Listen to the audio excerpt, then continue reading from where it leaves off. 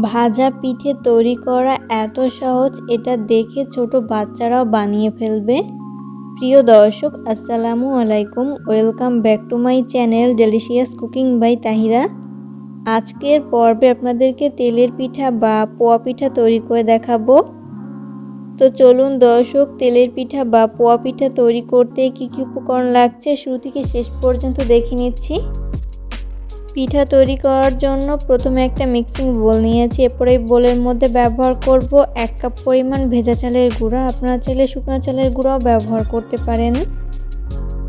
এরপর ব্যবহার করব 1/2 কাপ পরিমাণ ময়দা, চাইলে ময়দার পরিবর্তে আটাও ব্যবহার করতে পারেন। এরপর ব্যবহার করব 1/3 কাপ পরিমাণ সুজি। এরপর আমি এর মধ্যে ব্যবহার করব 1 কাপ পরিমাণ খেজুর গুড়, চাইলে খেজুর গুড়ের পরিবর্তে আখের গুড় কিংবা চিনিও ব্যবহার করতে পারেন। এরপর ব্যবহার করব স্বাদমতো লবণ। এরপর আমি এর মধ্যে অল্প অল্প করে নর্মাল তাপমাত্রার পানি অ্যাড করে পারফেক্ট একটা ব্যাটার তৈরি করে নিব। এখানে পানি একবারে না দিয়ে এইভাবে অল্প অল্প করে দিব আর হ্যান্ড উইক্সের সাহায্যে খুব ভালো করে মিশিয়ে নিব। আমি এই মেশানোর কাজটি হ্যান্ড উইক্স দিয়ে করছি, আপনারা চাইলে হাত দিয়েও মিশিয়ে নিতে পারেন।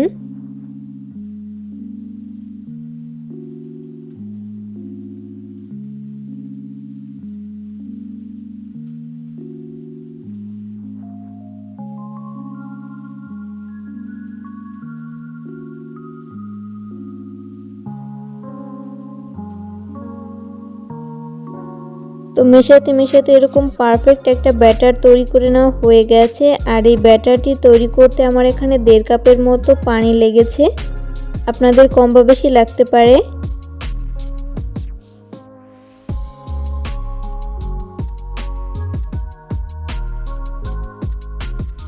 তো এরপর আমি ঢাকনা লাগিয়ে 30 মিনিটের জন্য রেস্টে রেখে দিব। এরই মাঝেই মিশ্রণটি খুব ভালো মতো সেট হয়ে যাবে। 30 মিনিট পরে আমি ঢাকনা উঠিয়ে নিচ্ছি। এরপর একটা চামচের সাহায্যে খুব ভালো মতো নেড়েচেড়ে মিশিয়ে নিচ্ছি। তো দেখতেই পাচ্ছেন ব্যাটারটি খুব বেশি পাতলা আবার খুব বেশি ঘন না, মিডিয়াম ঘনত্বের একটা ব্যাটার কিন্তু তৈরি করে নিয়েছি।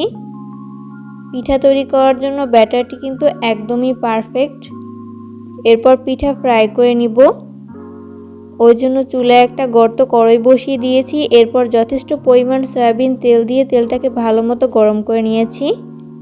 এরপর আমি এর মধ্যে 1 চামচ পরিমাণ ব্যাটার দিয়ে দিচ্ছি। তেলের পিঠা ভাজার ক্ষেত্রে কিন্তু অবশ্যই এরকম গর্ত কড়াই ব্যবহার করতে হবে।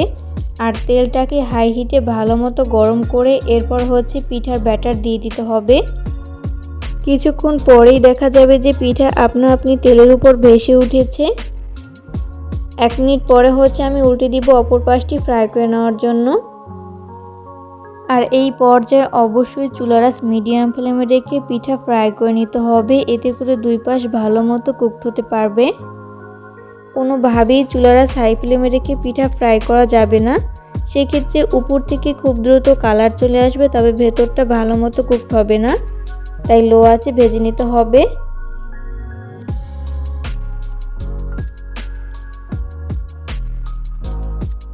তো উল্টে পাল্টে পিঠার যখন দুই পাশ খুব ভালো মতো ভেজে নেওয়া হবে, ওই পর্যায়ে আমি তেল ঝরিয়ে তেল থেকে উঠিয়ে নিব। সেমভাবে আমি বাকি পিঠাগুলোকেও ভেজে নিব।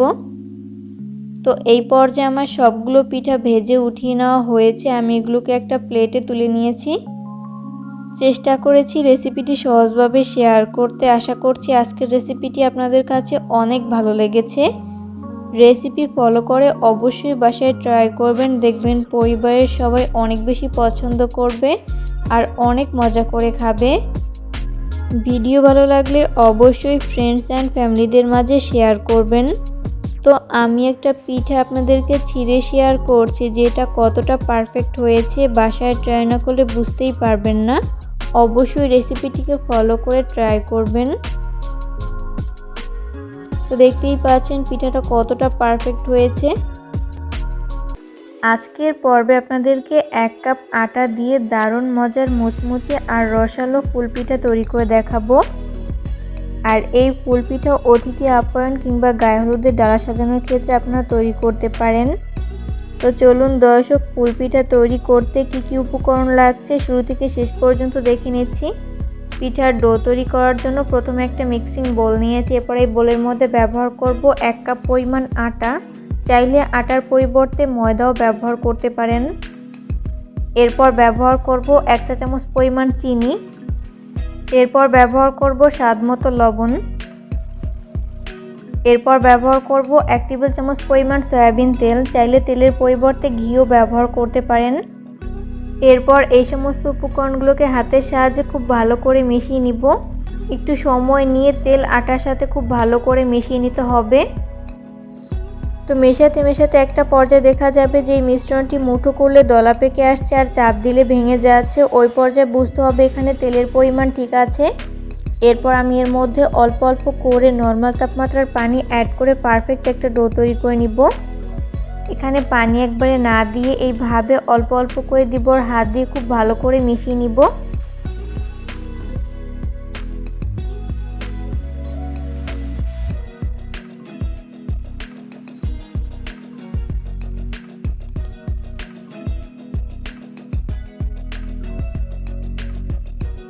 তো মেশাতে মেশাতে এরকম পারফেক্ট একটা ডো তৈরি করে নেওয়া হয়েছে। আর এই ডোটি তৈরি করতে আমার এখানে 1/3 কাপের মতো পানি লেগেছে, আপনাদের কম বা বেশি লাগতে পারে।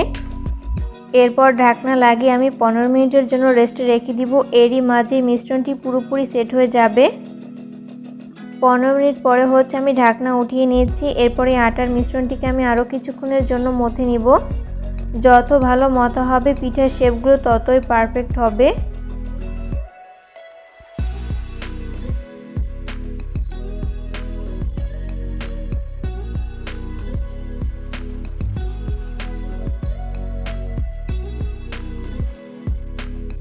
তো এই পর্যায়ে মথে নেওয়া হয়েছে। এরপর এই মিশ্রণটিকে আমি 5টি অংশে ভাগ করে নিয়েছি। এরপর বেলার সুবিধার্থে আমি বোর্ডে সামান্য পরিমাণ ময়দা ছড়িয়ে দিলাম। এরপর ওখান থেকে একটা ডো নিয়ে এইভাবে হাত দিয়ে একটু প্রেস করে নিচ্ছি। এরপর এইভাবে দুই পাশে ময়দা লাগিয়ে নিচ্ছি। এরপর বেলনির সাহায্যে আমি মিডিয়াম পুরুত্বের একটা রুটি বেলে নিব।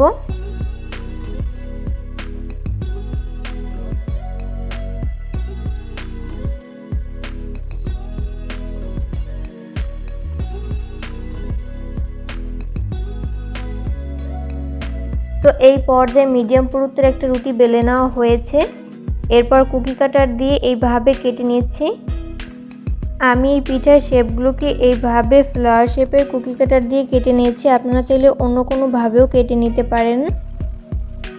তো এরপর আমি ছোট কুকি কাটার দিয়ে এইভাবে কেটে নিচ্ছি।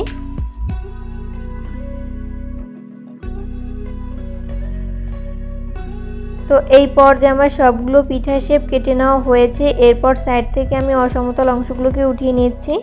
এগুলোকেও এইভাবে রুটির মতো বেলে আমি পিঠার শেপ কেটে নিব।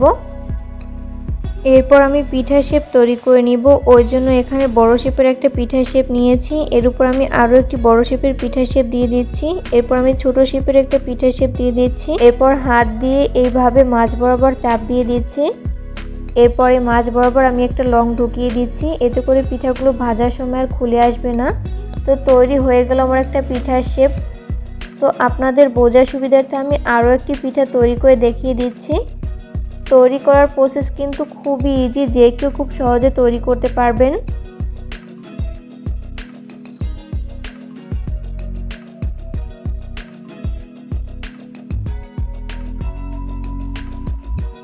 তো এই পর্যায়ে আমার সবগুলো পিঠার শেপ তৈরি করে নেওয়া হয়েছে। এরপর আমি এগুলোকে ফ্রাই করে নিব। ওই জন্য চুলায় একটা ফ্রাই প্যান বসিয়ে দিয়েছি। এরপর যথেষ্ট পরিমাণ সয়াবিন তেল দিয়ে দিচ্ছি।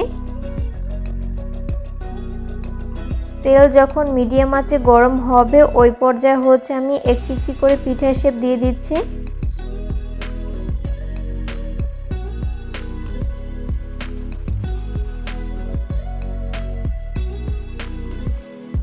প্রথম ব্যাচে যতগুলো পিঠার শেপ ধরে আমি ততগুলো দিয়ে দিয়েছি, বাকিগুলোকে পরের ব্যাচে ভেজে নিব। পিঠাগুলো ফ্রাই করতে করতে যখন এক পাশ ফ্রাই করে নেওয়া হবে ওই পর্যায়ে হচ্ছে আমি এই পিঠাগুলোকে উল্টে দিব অপর পাশটি ফ্রাই করে নেওয়ার জন্য। আর অবশ্যই চুলার আঁচ মিডিয়াম ফ্লেমে রেখে এই পিঠাগুলোকে ফ্রাই করে নিতে হবে, এতে করে দুই পাশ ভালো মতো কুক হতে পারবে। কোনোভাবেই চুলার আঁচ হাই ফ্লেমে রেখে এই পিঠাগুলো ফ্রাই করা যাবে না, সেক্ষেত্রে উপর থেকে খুব দ্রুত কালার চলে আসবে, তবে ভেতরটা ভালো মতো কুকড হবে না, তাই লো আঁচে ভেজে নিতে হবে।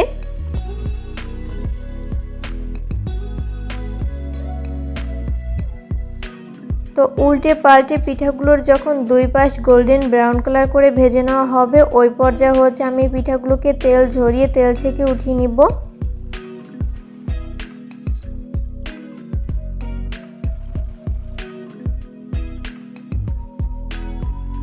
সেম ভাবে হচ্ছে আমি বাকি পিঠাগুলোকেও ভেজে নিব। এরপর শিরা তৈরি করার জন্য চুলায় একটা পাত্র বসিয়ে দিয়েছি। এরপর এর মধ্যে ব্যবহার করব প্রায় 1 কাপ পরিমাণ চিনি। 1 কাপ চিনির জন্য আমি এখানে 1 কাপ পরিমাণ পানি ব্যবহার করছি। এরপর চুলার আঁচ মিডিয়াম ফ্লেমে রেখে একটা স্প্যাচুলার সাহায্যে খুব ভালো মতো নেড়েচেড়ে মিশিয়ে চিনিটাকে গলিয়ে নিতে হবে।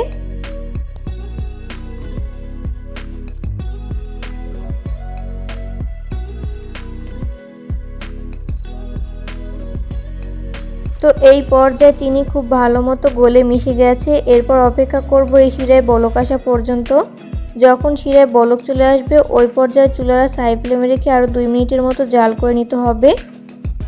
তো এই পর্যায়ে কিন্তু শিরা অনেকটাই ঘন হয়েছে, এরপর চুলার আঁচ বন্ধ করে দিতে হবে। যখন শিরা কুসুম গরম হবে ওই পর্যায়ে হচ্ছে আমি আগে থেকে ভেজে রাখা পিঠার শেপগুলোকে দিয়ে দিচ্ছি।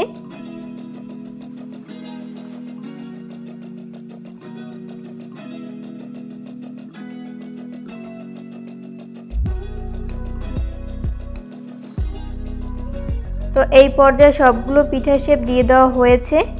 এরপর একটা চামচের সাহায্যে উল্টে পাল্টে দুই পাশ শিরা খুব ভালো করে মিশিয়ে নিচ্ছে।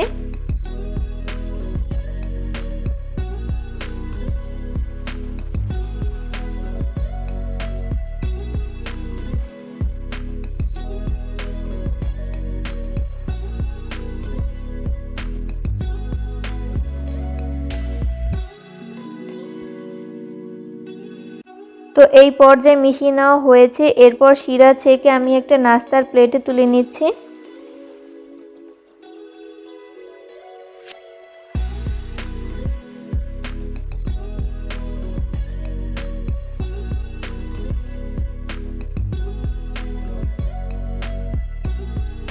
তো এই পর্যায়ে কিন্তু আমাদের দারুণ মজার ফুল পিঠা তৈরি করে নেওয়া হয়েছে।